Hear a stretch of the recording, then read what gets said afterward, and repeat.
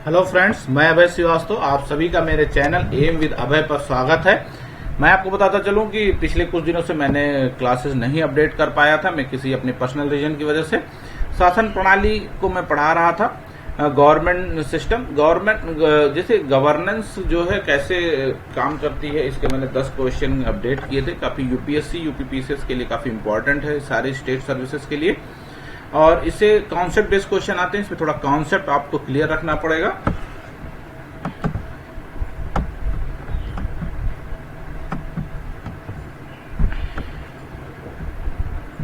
मैं बता दूं 10 क्वेश्चन मैंने अपडेट किए थे।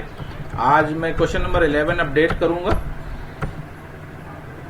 क्वेश्चन नंबर 11 है, निम्नलिखित कथनों में से कौन सा सही है। देखिए, भारतीय संविधान अध्यक्षात्मक है, ये बात सही है।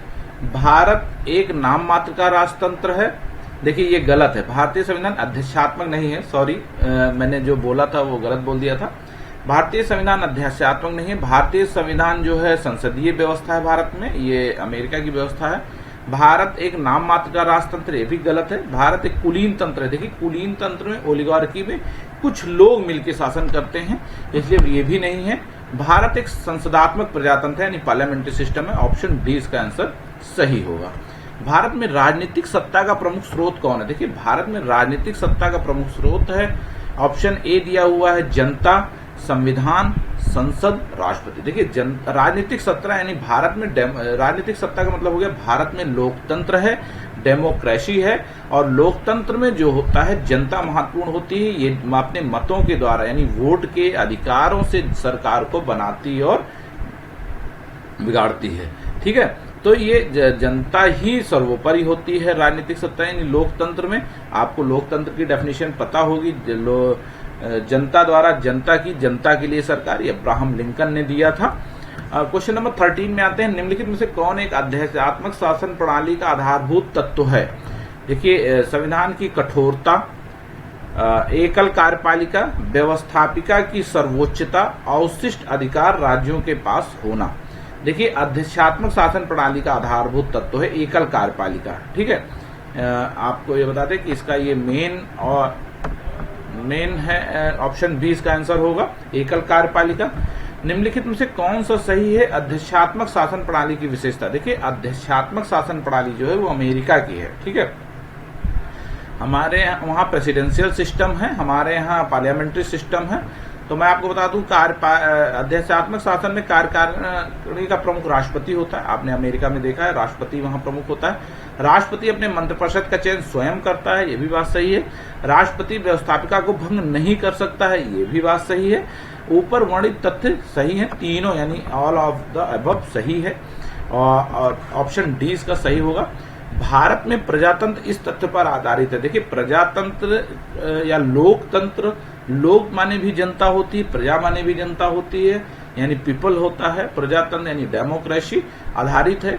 ये संविधान लिखित है, यहाँ मौलिक अधिकार प्रदान किए गए। देखिए, क्वेश्चन के हिसाब से हम आंसर देखेंगे। ये ऑप्शन संविधान लिखित है, ये बात सही है भारत के कंटेक्स्ट में, लेकिन क्वेश्चन क्या पूछा है ये ध्यान रखिएगा। भारत में पूछ रहा है प्रजातंत्र किस तथ्य पर आधारित है। प्रजातंत्र हमारे यहाँ जनता को सरकारों को चुनने और बदलने का अधिकार है, ये बात सही है, ये है। लोकतंत्र में ये इंपॉर्टेंट है। हमारे संविधान तो लिखित है, मौलिक अधिकार भी प्रदान किए गए, नीति तत्व भी दिए गए, लेकिन पूछ रहा है प्रजातंत्र किस तथ्य पर आधारित है। तो प्रजातंत्र जनता को सरकार बनाने और बदलने का अधिकार प्राप्त होता है। ठीक है, सॉरी। निम्नलिखित में से किनसे विनिर्धारित होता है कि भारत का संविधान परिसंघीय है। सॉरी, देखिए, परिसंघीय का मतलब होता है भारत का संविधान परिसंघीय। देखिए, भारत में यूनियन वर्ड यूज होता है, और वैसे मैं बता दूं कि यूनियन और फेडरेशन शब्द होता है। भारत में यूनियन इंग्लिश में वर्ड यूज होता है और अमेरिका में फेडरेशन, इसमें डिफरेंस होता है। मैंने स्टार्टिंग में बताया था, किसी दिन फिर स्पेशल क्लास ले लूंगा। लेकिन हमारे यहाँ यूनियन शब्द है। और मैं आपको बता दूं कि संविधान लिखित और अनम्य है, न्यायपालिका स्वतंत्र है, अवशिष्ट शक्तियों के केंद्र में निहित होना, ये सारे ऑप्शन गलत है। मैं बता दूं कि परिसंघीय का मतलब होता है केंद्र और राज्यों के बीच शक्तियों का बंटवारा स्पष्ट रूप से किया गया है, यानी केंद्र की अपनी सीमाएं हैं और राज्य की अपनी सीमाएं हैं। ठीक है, केंद्र और राज्य के बीच शक्तियों का वितरण स्पष्ट रूप से किया गया है।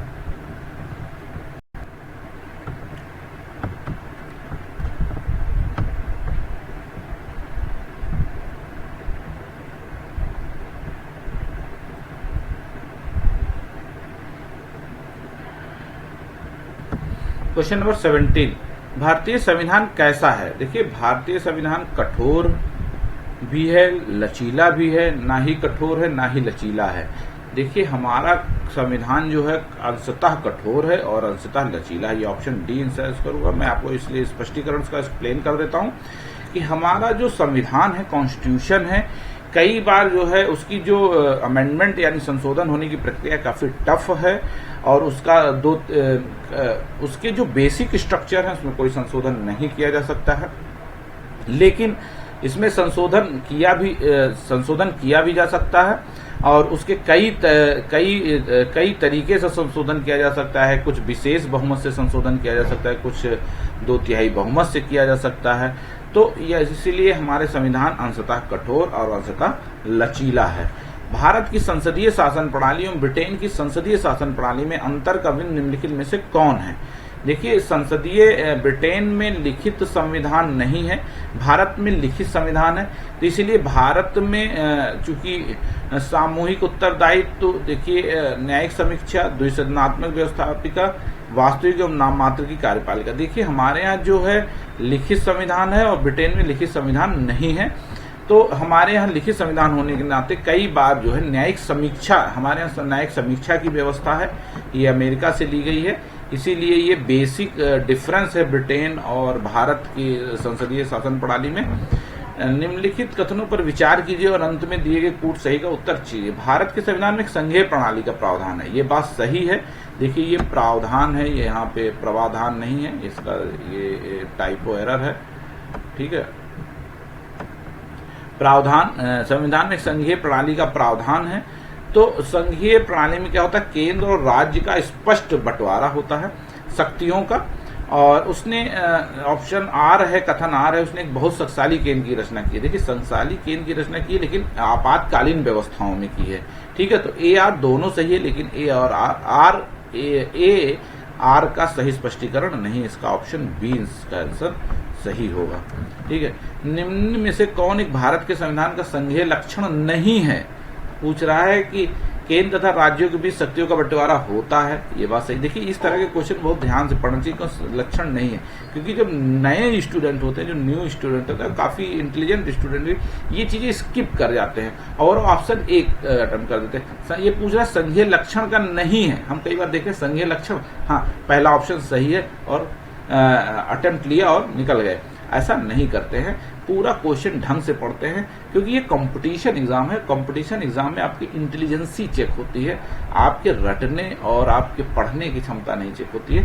आप कितने अच्छे रीडर हैं और कितने अच्छे डिसीजन मेकर हैं, ये दोनों एक साथ चेक होती है, ठीक है। केंद्र तथा राज्यों के बीच शक्ति का बंटवारा, ये ऑप्शन सही, लेकिन संघीय लक्षण क्या पूछा? पूर्ण रूप से लिखित संविधान है, ये भी सही है। एकहरी नागरिकता, स्वतंत्र न्यायपालिका। देखिए, एकहरी नागरिकता ये संघीय लक्षण का नहीं है एग्जाम्पल, क्योंकि अमेरिका में देखिए फेडरेशन है, वहां पे राज्य और केंद्र का यानी अमेरिका की और स्टेट की अलग अलग जो है नागरिकता, वहां दोहरी नागरिकता का कॉन्सेप्ट है। भारत में एकहरी नागरिकता का कॉन्सेप्ट है, ठीक है। तो लेकिन ये संघीय लक्षण का एग्जाम्पल नहीं है, ये ऑप्शन सी होगा। और मैं आपको बताता चलूं कि आज क्वेश्चन 20 ही मुझे अपडेट करने हैं। कल मैं 21 से लेके 30 क्वेश्चन अपडेट करूंगा। धन्यवाद दोस्तों, और मेरे अपडेट दीजिए आप लोगों को कैसा लगा। मैं आपको बता दूं कि मैं बहुत इंपॉर्टेंट क्वेश्चन अपडेट कर रहा हूँ, प्रीवियस ईयर के क्वेश्चन हैं और मैंने काफी यूट्यूब चैनल देखे हैं, वो सारे क्वेश्चन इस तरह से एक्सप्लेन नहीं है।